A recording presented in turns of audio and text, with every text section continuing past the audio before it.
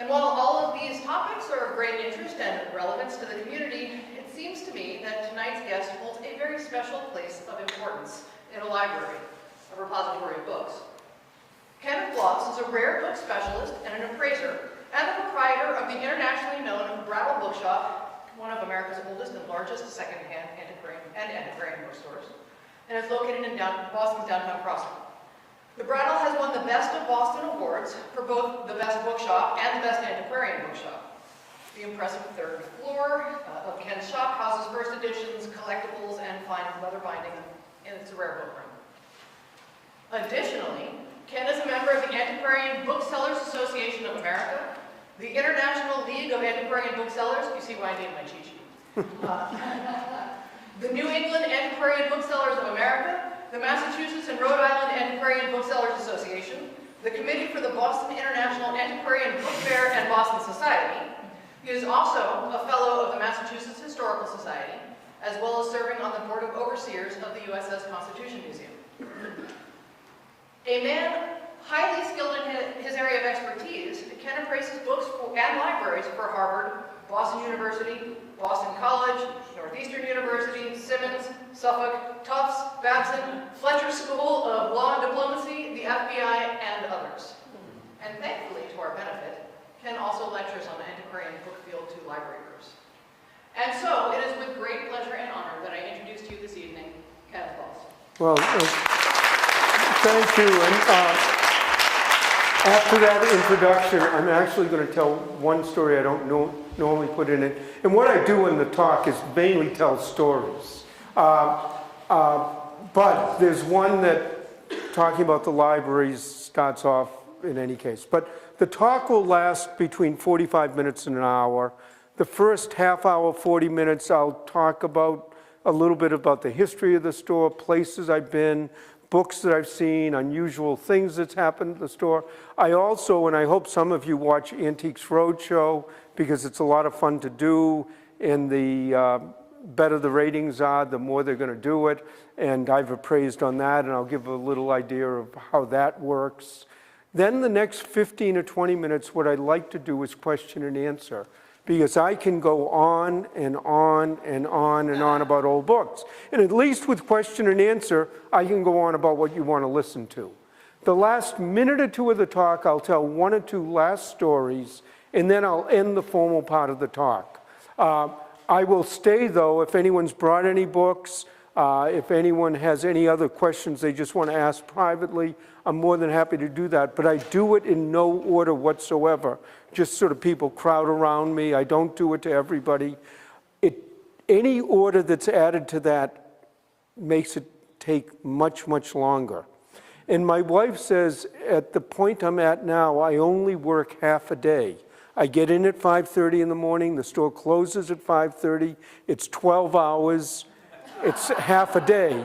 And so when I'm doing a talk like this, it's beyond that. And I assure you, I want to get home along with probably everybody else who works here. The one story that I do tell, and I'll tell about my stories and the importance of libraries.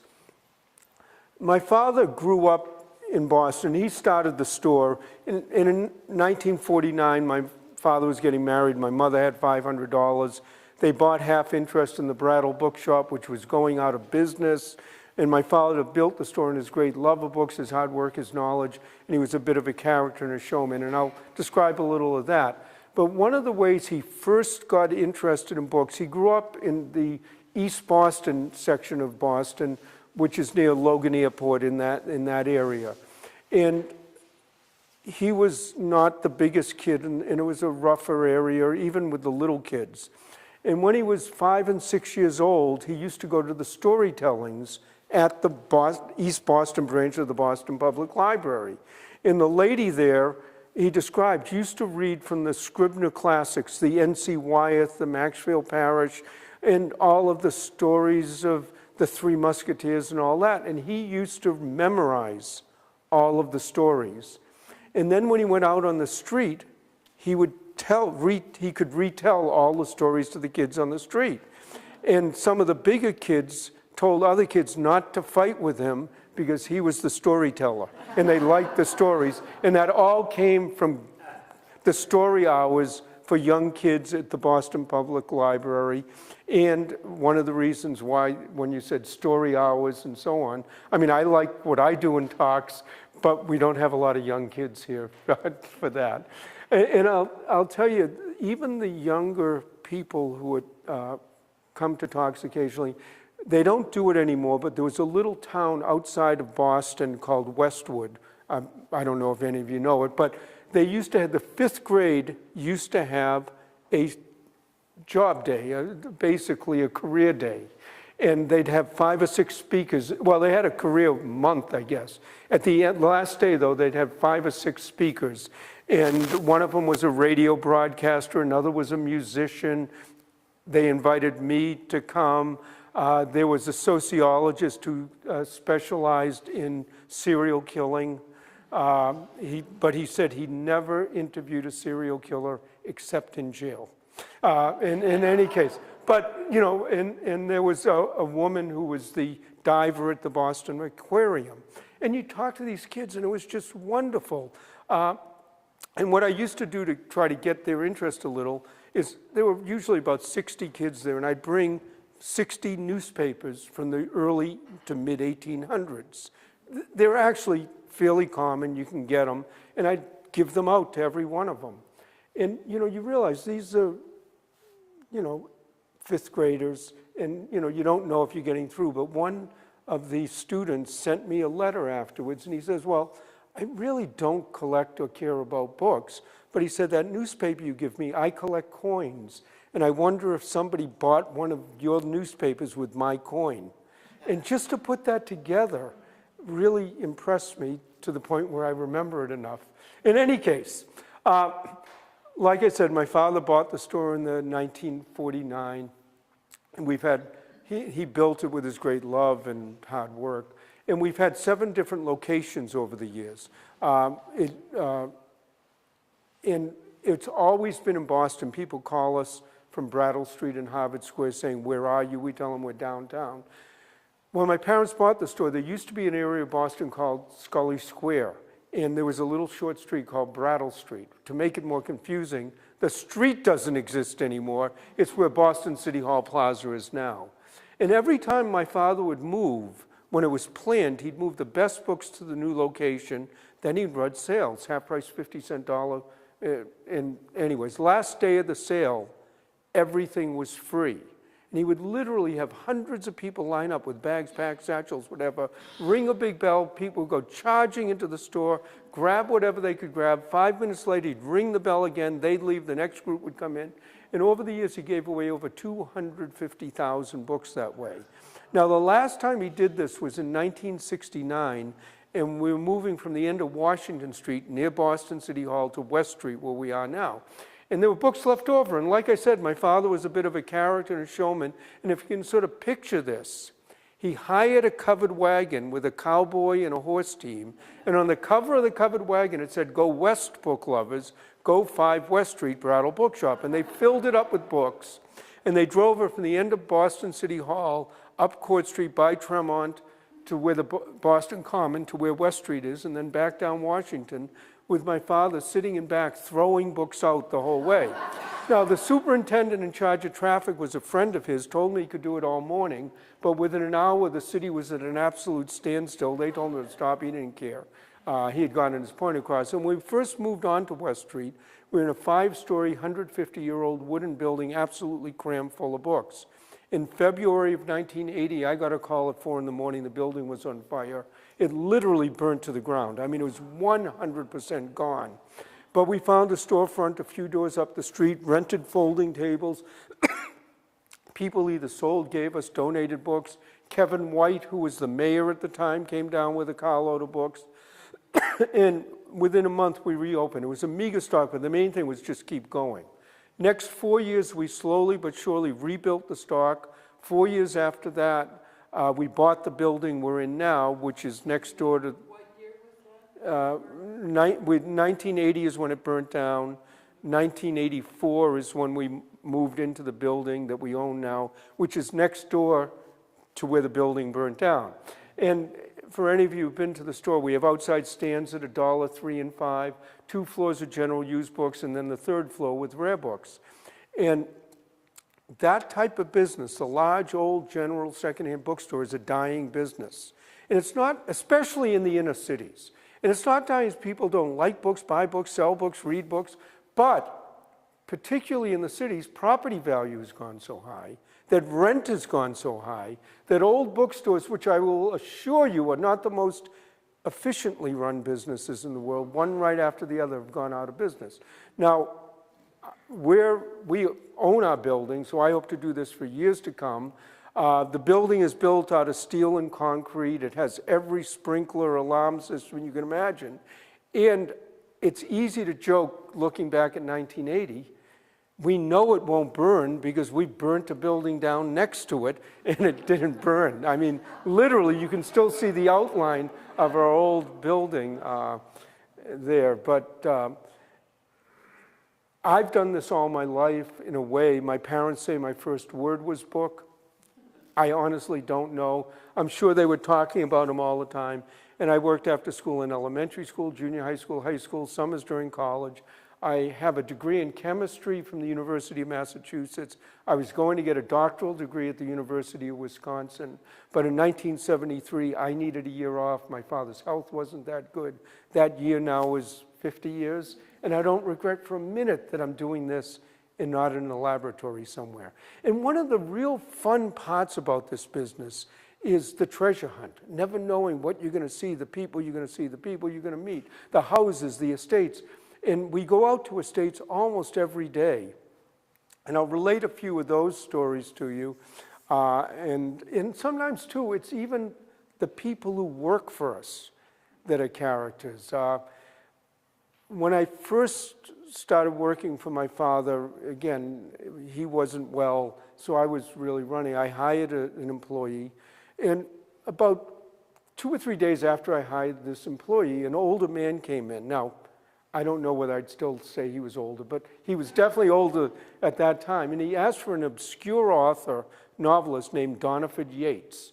And I knew who Doniford Yates was. We went over to the section where the books were. We didn't have any. I said, do you want to leave your name? At the time, we took index cards, kept names.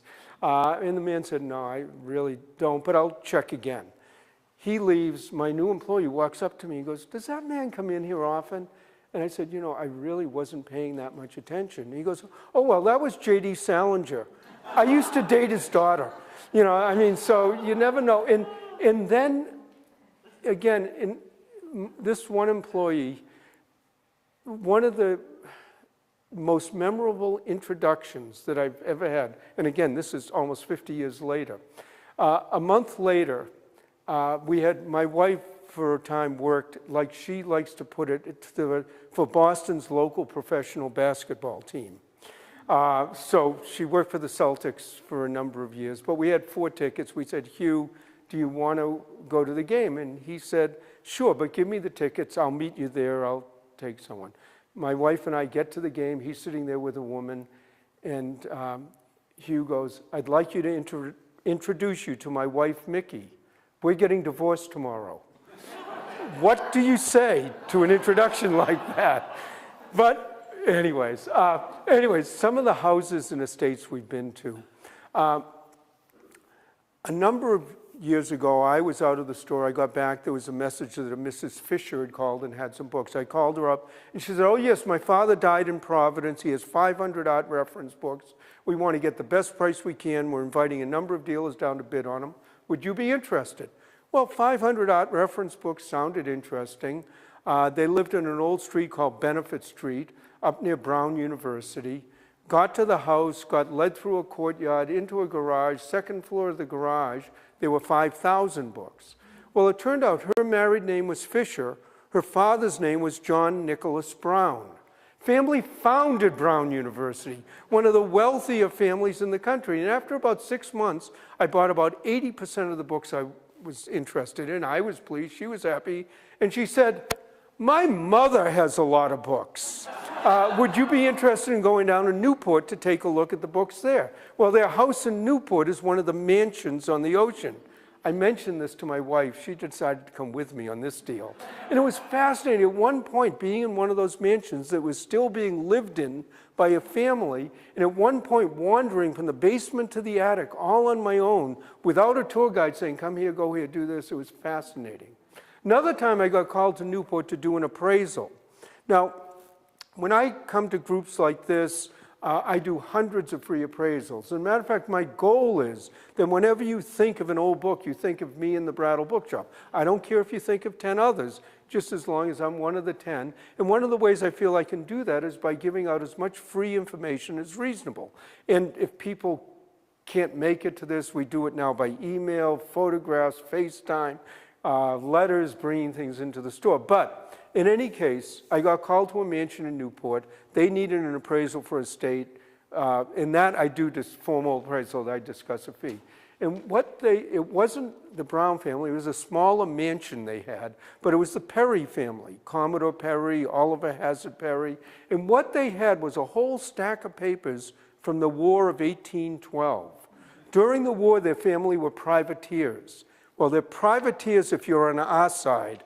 They're pirates if you're on the other side. It's all the way you look at it. But it was a day-to-day accountings of the ships, and they were fascinating to read through. They sometimes would capture a ship and realize tens of thousands of dollars profit. In 1812, that was an incredible amount of money.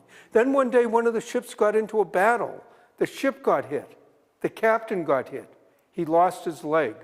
3 days later, there was a tiny entry at the bottom of a page, and it said, "Captain, $5 bonus. Loss of leg." And that was the last you heard of the captain. So you never know what you're going to see in the people. And when my father was still alive, we got a call from a lady. She was very vague about her name, who she was, what she had, but it sounded like she might have a few interesting things. And she lived relatively close by. I mean, we travel all over the country, all over New England, the Northeast, but you know, this was local, so we said, fine. And my father died 35 years ago, so this is a while ago. We got to the house, it was a little ranch house, paint was peeling, weeds were growing, and you sort of say to yourself, what's going to be here? She answered the door, she was quite elderly. We walk in and there were just gorgeous antiques everywhere. Really, really beautiful antiques. Turned out she was originally from the Boston area, but she had married the Prince of the Ukraine, the cousin of the Tsar of Russia. He had escaped just before the revolution, and she told story after story about being Russian nobility in Europe, the court intrigues that are going on, how T.E. Shaw used to stay at their house all the time, how she didn't think he accidentally died on a motorcycle, but there was a lot more to it. T.E. Shaw, of course, was Lawrence of Arabia. And she went on and on and on with these wonderful stories. Turned out her books were lousy, but the stories were absolutely wonderful. And when we first got into the house, there were 10 watercolors. They were probably this size, pastoral European scenes. When I first saw them, I thought they were nice. And the more she talked and the longer we were there and the more I looked at them, the nicer I thought they were. And I finally said to her, those 10 watercolors, they're really nice. And she said, turned around, barely turned and said, oh yes, they're all Turners. So she had 10 original Turner, probably $1 million worth of money. It was like, oh yes. So you never know what you're going to see, the people, the places, the characters. As a matter of fact, speaking of characters, we went to one of our customers' 100th birthday parties. Now, when you go to a man's 100th birthday party, and he tells you he just got back from Barcelona, he's going to give a talk in Florida, and he's been asked to lecture in Tokyo. And I finally said to him, you're 100 years old. Don't you think Tokyo is an awfully long way to go? And he said, well, when I used to work, it took me over 25 hours to get to Chicago. He says, I don't think Tokyo is a whole lot further than that nowadays. And here's a man who can tell you about one day sitting down to dinner with Henry Ford and Thomas Edison. And he was really looking forward to this dinner and all the learning and insight he was going to get from these men. He said he got to the table a few minutes early, sat down. 5 minutes later, Ford came and sat down next to him. And about 15 minutes later, Edison came. Now, Edison was elderly, had one of those big horns for hearing, and sat down opposite. And this man said, the first thing, Ford turned to Edison and yelled, my Tom, you look very good. And Edison turned to Ford and yelled, It's the Carter's Little Liver Pills. This man said all night long, all they did was yell about Carter's Little Liver Pills. And he said next time he wanted to learn something, he went to the library. Now, I can go on and on and on with these stories. Well, actually, I will, but on a different strain. But one last on that vein is we get hundreds of phone calls at the store. People wanting to know, do you have a book? Can you get a book? How hard is it to get the book? Does the book exist? Or what's the value? How much is it worth? And so on. Most of those questions, either I or the people I work with, we can answer right off the top of our head.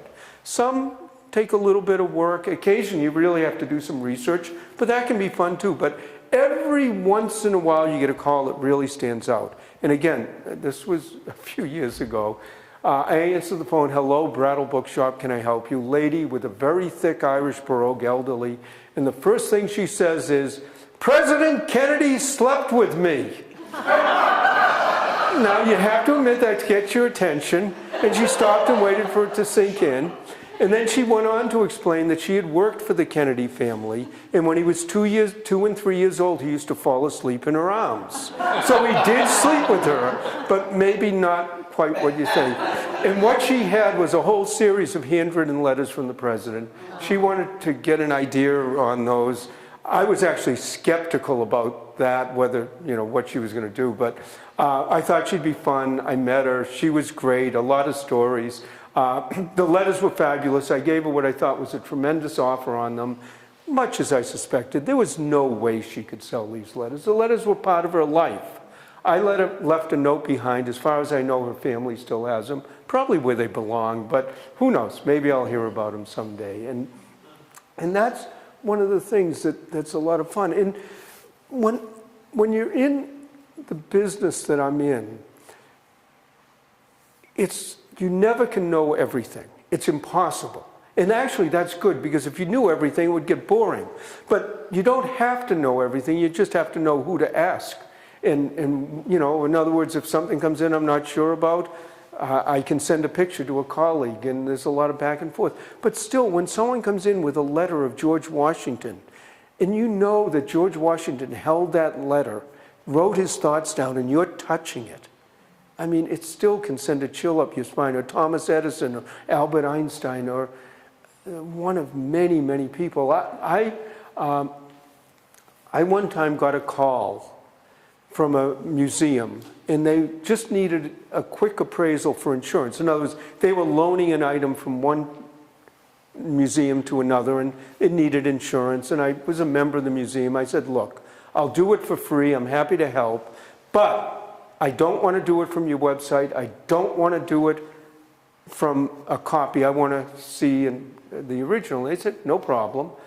I'm sitting there holding a 4-page handwritten account of Paul Revere's ride by Paul Revere. I mean, the fact that even exists, and he's writing, and they told me to get off the horse or they were going to shoot my bloody head off. And so, but this is an account a week after the ride.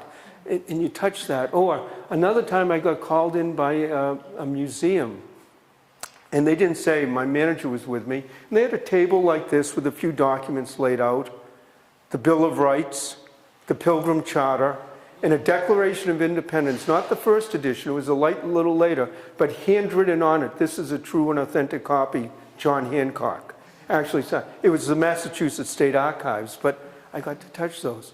I got to go to a house in Drake, Massachusetts, which is on the Merrimack River. Nobody said too much about it. It was a post-World War II little ranch house. They had a few nice books. Walk in, on the kitchen table, a Formica kitchen table, it's a big roll of paper. I mean, just a roll. It was the manuscript for On the Road, for Kerouac's, the original. He wrote it in stream of consciousness, so he didn't want to take paper in and out, so he typed it on a teletype. But this was the original manuscript. I got to pick it up, touch it, hold it, unroll it a few feet. It's 120 feet long. It was too fragile. The person who had called me in was his nephew. But nobody told me before. But you get to hold and touch and see things like that. And it's really interesting many times what people are interested in. we one time got a large collection of books in on cookbooks. And it was a really good collection. Some of the books went back to the 16 and 1700s, some were more modern. But there were 2 boxes of pamphlets. And they were the type of pamphlets like how to make Jell-O, gold medal flour, how to use a mix master. You know, these little pamphlets, but they can be colorful, they can be nice, they can be collectible.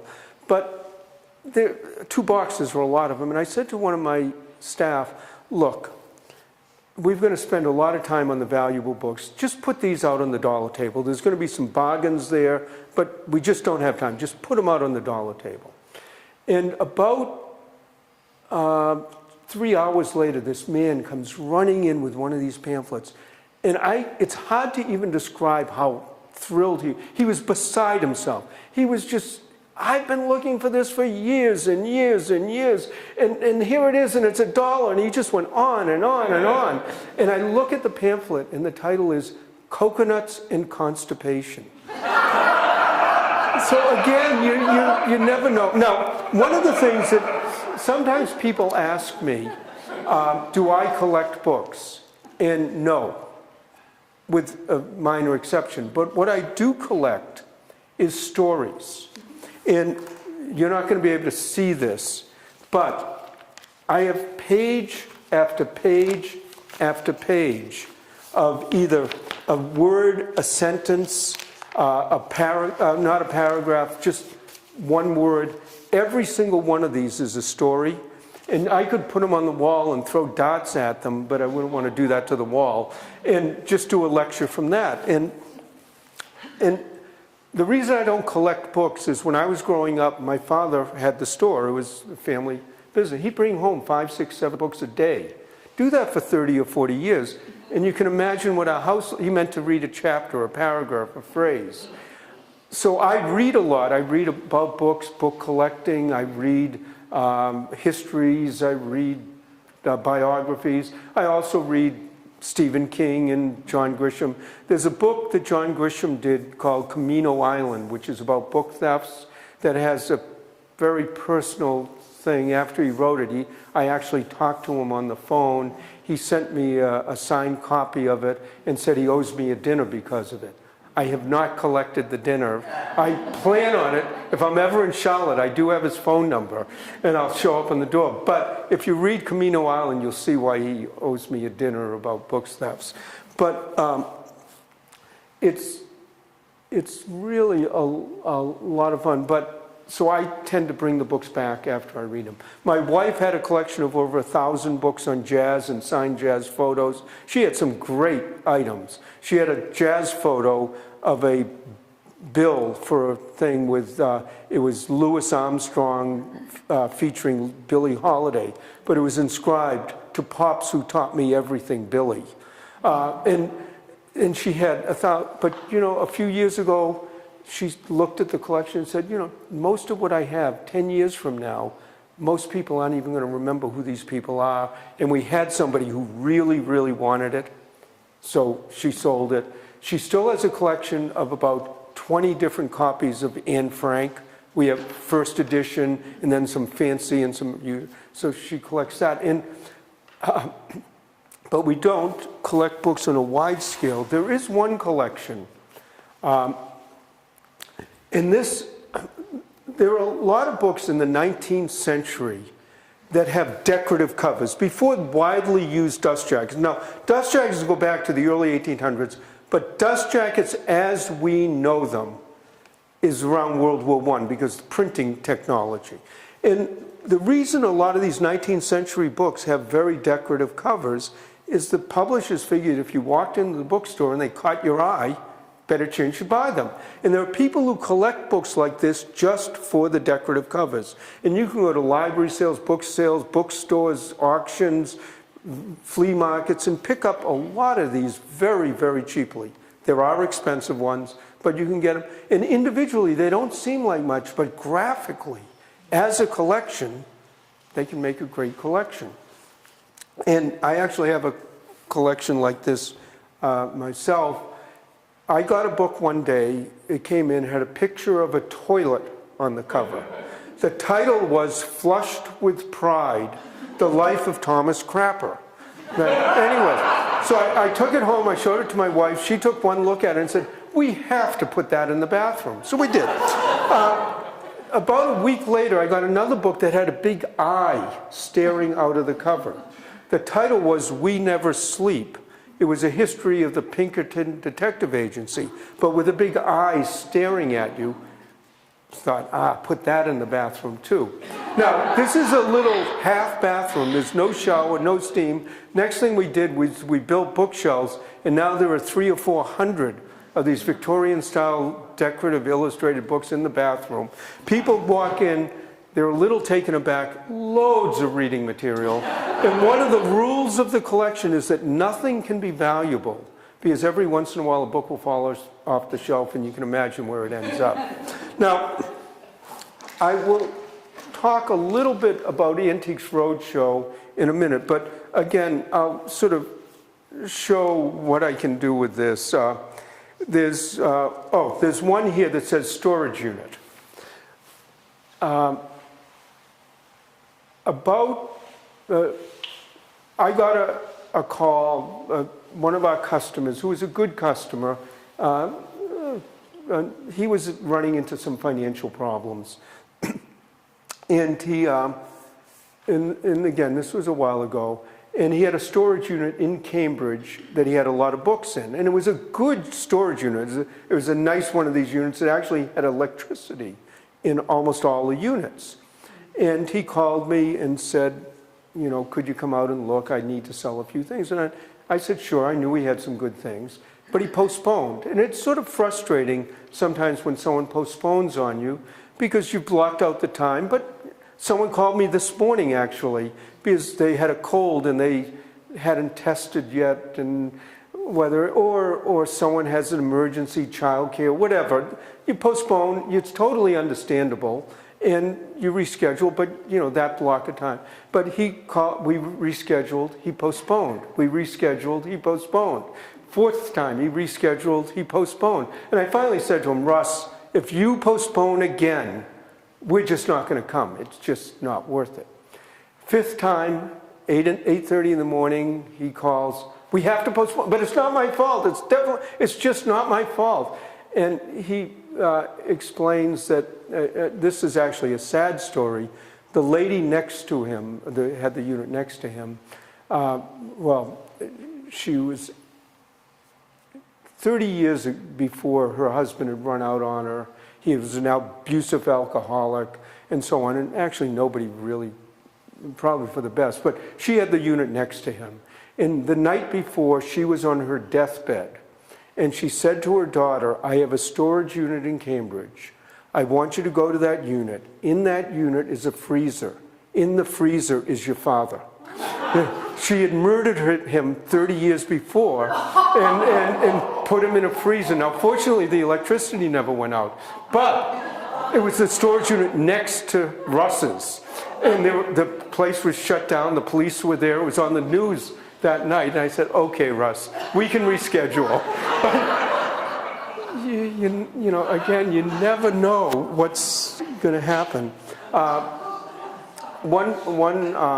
I do end the talk talking about Bibles, but one of the things, the stories there was Bibles.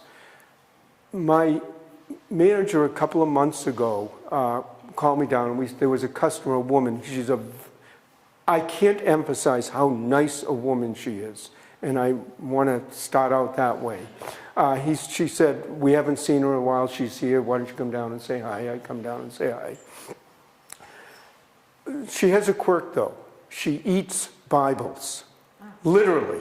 She takes in the Word of God. She rips pages out and eats them, taking in the Word of God. She only eats the Douay. She only eats Catholic Bibles. She won't eat the King James Bible. But, and there's actually a convent a few doors up from us. Most people don't realize in downtown. They actually keep a Bible for her so they don't lose too many Bibles in the process. But we hadn't seen her. We hadn't seen her for a while. You know, obviously there were issues, but we hadn't seen her for a while. And she was in, and I had about a 15 or 20-minute conversation with her about how people react to her eating Bibles. In other words, she was explaining, some people get terribly offended, but I'm taking in the Word of God. And she left, and I said to my manager when she left, I said, you know, the really strange part about that conversation is I didn't find it that strange. You know, you get to a point. In any case, so that, I mean, literally, I can just go down the list with that. But what I'll do is I'll do a little bit talking about Antiques Roadshow, then I'll open it up to questions. Again, I hope all of you watch it. I was on a couple of weeks ago. We're just in a few months going to go out and do the 2024 show. And the way that show works, well, first of all, one of the things most people don't realize is the appraisers don't get paid anything. They don't get paid airfare, hotel, meals, but it's great PR publicity. Also, why would I ever go to Fargo, Boise, Omaha? And anywhere you go in this country, I don't care where it is. Usually I'm lucky, I can go 2 or 3 days early. My wife comes with me. The country is beautiful, the people are wonderful. Don't talk about politics and religion, but it's a great thing to be able to go. Also, the other appraisers, the crew, they're great. We go out to dinner, it's social, it's fun. But the way the show works is you go to whatever the venue is, and there are 3 book appraisers, usually next to the photography, next to the posters, next to the art, so on. You appraise from about 7 o'clock in the morning, sometimes till 7 in the evening, pretty much nonstop. About 3,000, sometimes 4,000 people come to a show. Each person brings 2 items, so 6,000, 8,000 items come to a show. They tape around 100 or more or less, either for very short appraisals or longer appraisals, and that's what makes up 3 hours of television. But what you also don't realize is 99% of that, none of that is pre-done. In other words, there is no guarantee, me as appraiser, if I fly out to Fargo and I'm sitting there, that I'm going to get on TV. I mean, and every appraiser wants to tape and do it, because if you don't get on TV, then people don't know you were there. The ideal day for an Antiques Roadshow appraiser is at 8:30 in the morning, someone walks in, has something really interesting that they don't know absolutely everything there is to know about it, that you can tell a story on it. You call a producer over, the producer talks to the appraiser out of earshot of the guest, then talks to the guest, and then says, yes, tape it. So by 9:30 in the morning, you've taped something. The rest of the day goes much easier. Whereas if it's 4 or 5 in the afternoon and you haven't taped anything, there's a good chance you might not. And there was one of the cities I think it was Kansas City, and a man comes in at about 8 in the morning. And he has a few things that are interesting, but nothing spectacular. He had some rosary beads that Pope John Paul had given him. He had a little card signed by the Pope, which are nice in and of themselves, but there was no big deal. But then he pulled out an 8x10 photograph. Now, one of the things that usually you think of, if you have meeting the Pope, it's very formal. The Pope's there, he's dressed in his vestments, holds his hand out, you kiss the ring, it's very formal, you get a picture taken. This man, it turns out, was the pilot that flew the Pope and his entourage around America in the 70s. And there was this photo, it showed the pilot in his uniform, sitting in the pilot seat with the Pope, with his leg up in the air, reaching over, signing his Bible. So the Pope was in his full vestment, and I'm going, this is great. You know, I mean, and then he starts telling stories about behind the scenes, what was going on with the entourage and all that, and it's getting better and better. And I say, okay, great, let me see the Bible. He goes, oh, I didn't bring that. And I go, can you go get it? And he goes, no, it was a Saturday. He says it's in a bank, the bank's closed. And I'm going, ah. Now, later in the day, someone came in with something else, but it was interesting. And for a couple of years, my wife appraised at the show, but she didn't like the idea of standing there 10 and 12 hours and whatever. And one of the things that happens at the Roadshow is people, they apply to a lottery to get tickets. Some of them drive hundreds of miles to get to the show. Then you wait in a line. You go to what they call triage. Some appraisers look at stuff. They don't appraise it, but they say, you go to books, you go to military, you go to art, you go to prints, and whatever. So that's a line. Then when they get to you, there's another line. And, you realize that they've spent and really looking forward to this. I mean, I could look up and down the line and say junk, junk, junk, junk. But, you don't do that. Anyways, people come in, you look at their item, and you either tell them how valuable it is, or in more cases than not, you have nice ways of saying it's sentimentally valuable, but maybe not monetarily. And some people are very happy with that sentimental value, and some people are thrilled that it's not worth anything because it frees them. Then they can give it away. They can give it to their grandchildren. They can give it to the library book sale. They can read it. They can whatever. But, obviously people like to hear high values too. But there are some people, and you try to make everybody happy, but there are some people, no matter what you say, how you do it, you can't make them happy. And this was my wife. A lady comes in, and she has a book, and she says, "This book is signed by A. Lincoln." And my wife looks at the book very nicely and looks at the lady and very nicely says to her, "It is signed by A. Lincoln, but not the A. Lincoln we both want it to be." And the lady goes, "How can you tell?" Very rough. And my wife opens the book up and turns to the title page and says, "Well, the first clue is this book was printed in 1915.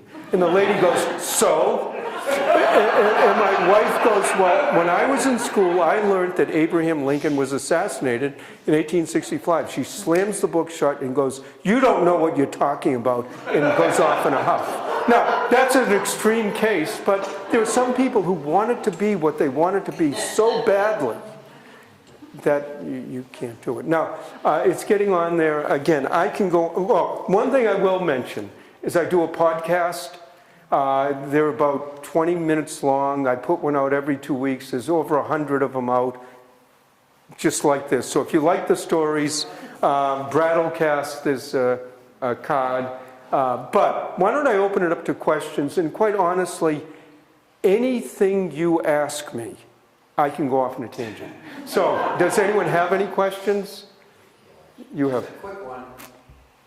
I understand Roadshow was coming to Vermont. Is that? No, it came to Vermont. It was in Burlington. It was last season. It hasn't aired yet. I know the TV schedule is out. If you go to PBS, go to Roadshow, it will say. But I did the show in Burlington. It was fun. Lake Champlain is nice. It took cruises out. It's a pretty place to be. I did tape a couple of things there. I'm not sure whether they'll make it, because they do edit some out. I don't think they will, but they don't like you talking about what you actually appraised before the show comes out. So I won't say, but I did take 2 things. I think they were both fabulous, but whatever. And so it will be in the next month or so that will be out. And they had a very good crowd. And what was nice about so in other words, the 2023 season's taped in 2022. The nice thing about it is the first year for a couple of years that they've actually had people in crowds as opposed to COVID and all of that. And there was one appraisal I did, and it's already appeared. It was in Santa Fe. And a lady, I think it was fun. The problem with some of those appraisals is, I must have talked with this lady on the air for about 15 minutes, 20, but they're 3 minutes, so they have to edit them. And it was fun. She had worked for Georgia O'Keeffe. And one of the nice things about working for Georgia O'Keeffe for her was she was not an art student. She really wasn't a devotee of Georgia O'Keeffe. She worked for her for 2 years. She said she first got hired as a cook. The big problem is she couldn't cook. She said a week after she was there, Georgia O'Keeffe was having a guest and gave her a recipe for fried rice. And, you know, so it said, make it. And she put the rice in the frying pan, fried it up and all that. She didn't cook the rice, though, because she didn't know, because it didn't say cook the rice. She really couldn't cook. So she got fired and then hired back a couple of weeks later to help with reading, to help with writing. And she worked for her for 2 years. And she was telling all sorts of stories, and there were some really good ones. But one of them that didn't make it to air was, she was saying after she'd been there 6 or 8 months, there was a shed out back. And she went out to the shed and opened it up and looked in it, and there were all these paintings in the shed. And she said, Georgia, what is all this? And Georgia said, well, they're not my favorites, the ones I don't like. And this woman just said, well, why don't you just get rid of them then? And the response was, I can't, they're O'Keeffe's. You know, but even hearing or talking about it. Anyway, so that's a long answer to a quick question. So they did do Burlington. Anyone else or? No, because, yes. What effect has places like Abe Books had on individuals? Well, the question is, what effect has essentially the internet, Abe Books, which is ABE Books, which is owned by Amazon, but there are a lot of other sites for looking things up. I mean, I could go on and on and on talking about it. A couple of big effects that the internet and computers have had on business. First of all, the picture of the old professor, man or woman sitting with walls of books around them, well, the reason they had walls of books was so, oh, wait a minute, what's the date that Napoleon fought at Waterloo? What's this? Who buys an encyclopedia anymore? Who buys a dictionary? All of the books that you wanted just because you wanted information, they might have been really valuable 20 years ago, and now they're hard to sell because you don't need that. You just go and Google it. Now, and it goes beyond what you think, like the encyclopedia and dictionary. Art books. A lot of people had these big, expensive art books because you wanted to be able to see the pictures of Van Gogh, of Picasso, of Titian. Well, if you Google all those pictures on a big color screen, that's actually better. So those type of books. I had a friend who retired, and he came to me and he said, do you have any books on tennis? I want to start playing tennis again. He looked, he says, you know, actually you have a couple of books. YouTube's so much better though, because you can actually see if car repair or knitting or anything like that, you don't need the book anymore. So that's one thing it's done. Another thing is, before the internet, you would walk in sometimes to a used or rare bookstore and you'd see a first edition or a rare book. Well, it really wasn't rare. It just was hard to get. And so you'd pay a good price for it. Now you go click, click, 100 copies of that same book show up. The price goes like you can get them. The other effect of that is, 20 years ago, you walked into a store and say, I know a couple of years from now, I'm going to be doing a research project on that subject. That book's hard to get. I'll buy it because when I want it, how am I going to get it? Now again, you go online, you find that book, there are 25 copies, you say, I'll buy it when I need it. And guess what? Most people never buy it because they never need it. So that's one thing that's changed the price.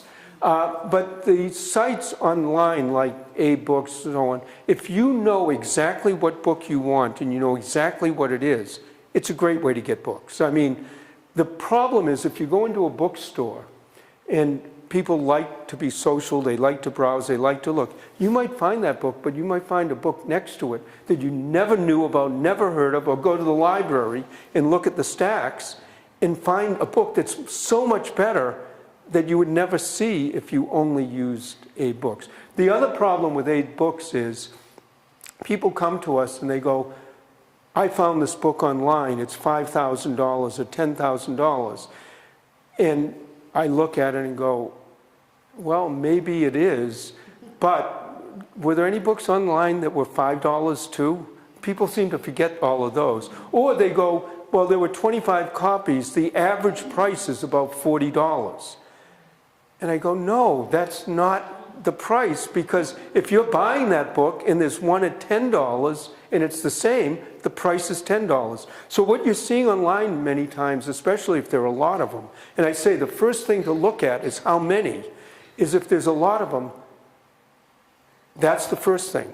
The second thing is that's telling you all of those books at whatever price they are haven't sold.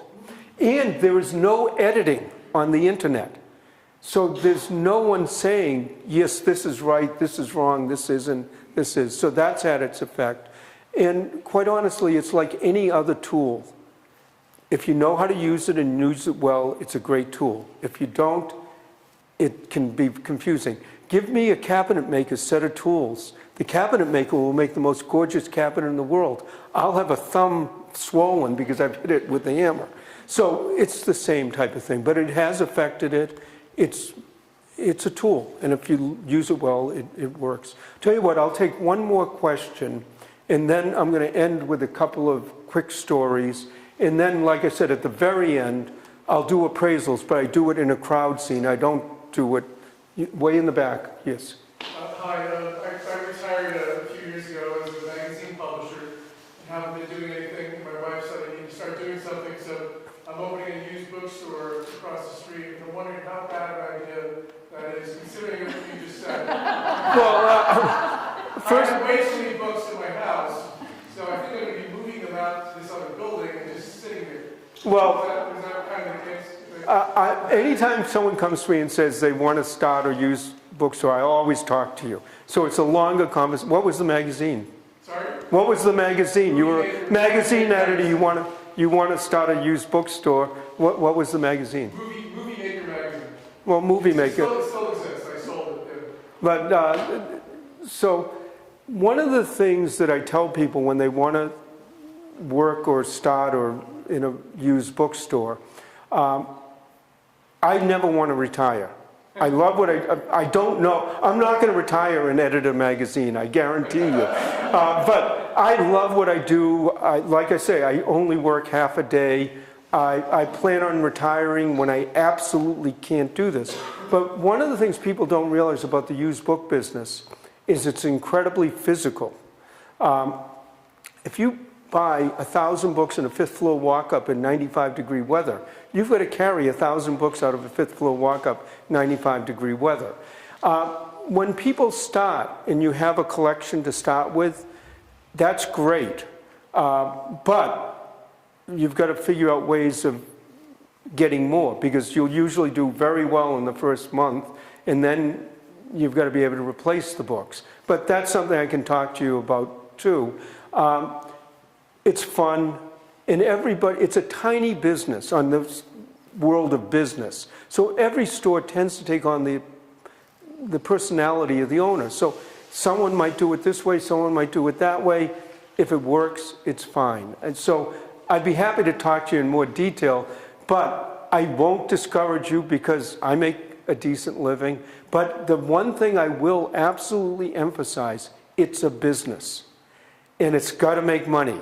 And you've got to work that out. And usually the biggest thing slowing people down is real estate more than anything else. A quick thing, if you were applying to the Brattle Bookshop for a job interview would go something like this.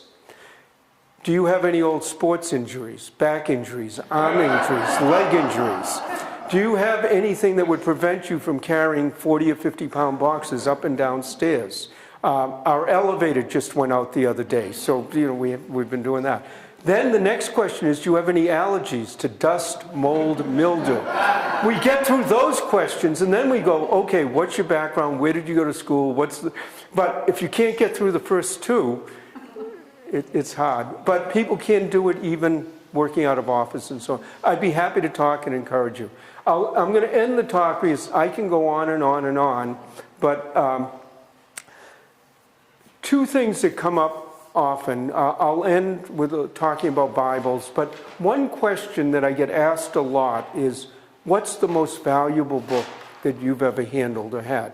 And, I've talked about manuscripts. One time, again, I didn't own this, but I went to a library in Massachusetts. They had a first edition of Isaac Newton's Principia Mathematica. I mean, in and of itself, it's worth $1 million. This was Isaac Newton's copy with his notes in the margin. I mean, you know, and we've owned Curtis's Indian, the whole full sets, we've owned those. I've had letters of Audubon and Jefferson and so on. But I one time was at a colleague's lecture and he got asked that question. And the way he answered it, I said, look, I'm going to do a variation of that. Do you mind if I sort of use that answer? And he said, no, of course not. We were friends too, so it's not. There is a copy of The Night Before Christmas. It's probably the early 1980s. It's a very nice illustrated copy of it. That copy of The Night Before Christmas, I have read to my 2 daughters every Christmas Eve. They're in the later 30s now. Every single Christmas Eve since they've been born. We have 3 grandchildren now, and that copy I've read to them every Christmas Eve. Now, one of my daughters, her husband's from Texas. They're very smart. They live in Massachusetts.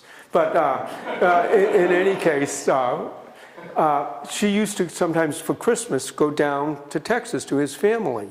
And before there was FaceTime, I actually recorded reading it on YouTube.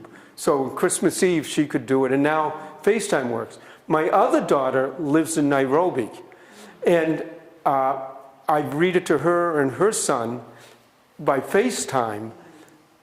I just have to allow like 8 hours difference and so on.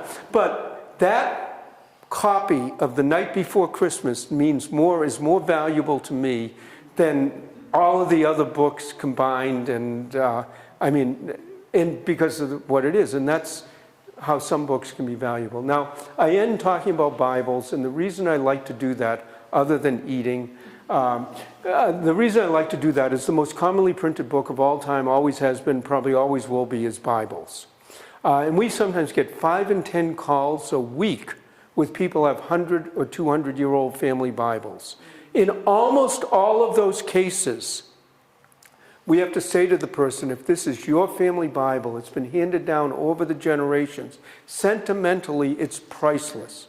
Monetarily, maybe not so much. Now, there are valuable Bibles. There's the Gutenberg Bible that if you had one now would sell in the probably hundreds of millions of dollars. Single pages sell for $50,000 or $100,000. There are special editions of the Bible. So it's always worth checking. Those big old family Bibles from the 1800s, if they're in mint condition, beautiful leather, clasps, they sell $100 to $300 because they make great gifts for ministers, priests, divinity students, whatever. Break one clasp, have one hinge go, you lose all that value. Sometimes in the beginning, middle, and end of those, they have family histories, births, deaths, marriages. The local historical or genealogical society loves to get that information, but now they just want a digital picture, a Xerox. They don't want the whole big Bible because they take up a lot of room, and there are a lot of them. I actually had one historical society, someone offered them Paul Revere's Bible. I mean, he written his name, it was his Bible. They said, no, we don't want it, because there was nothing to be learned from it.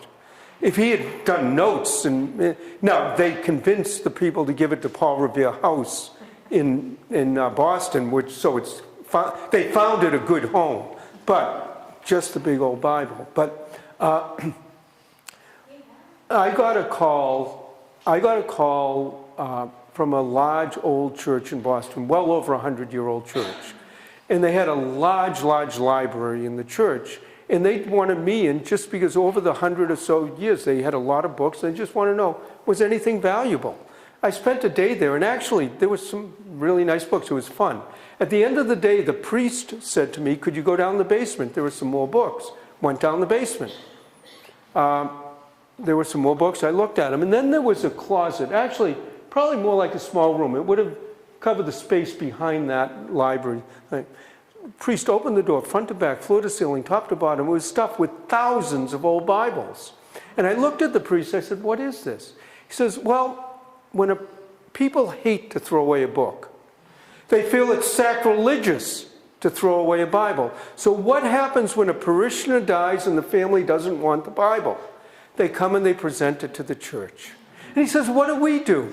We very graciously accept it. We don't want to offend a parishioner. And then we go downstairs, open the door, put him in with the rest of them. And he goes, and we can't drive a dumpster up to the back of the church and fill it full of Bibles. That just wouldn't be right. So I use it as an example to say, if you want to give something to a charity, ask them if they want it first. If they want it and can use it, that's great. If it's not, you're really not doing anyone a favor. I have a business card here. We have emails and all that. Don't ever feel that you're bothering myself, the people I work with. We'd rather have 100 people call with nothing special than the 101st person say they just threw away whatever. And a lot of that can be done by sending emails, pictures. I will emphasize we always answer within 2 business days. I emphasize that more to say that if it's more than 2 business days, don't wait. It means we didn't get the email. Sometimes the response might be, it's going to take a while, but we will respond. And then Brattlecast, I sort of ramble on about stories about old books and people and so on. And again, the way I'm going to end the talk, the way I do the appraisals is literally people just crowding around. And if you want to stand over my shoulder and hear what I say, but I do them very quickly. If anyone has a big pile of books and there are people waiting, I'll only do one and then ask you to go to the end of the line. I'll do them all, but it's not fair to keep everybody else waiting. And also, I take the mic off so it's not a public thing. Or if you have any other questions, and like I say, I did get to work this morning at 5:30. I know the library staff wants to leave, so I'll do it all. I'll just do it very quickly. Thank you very much.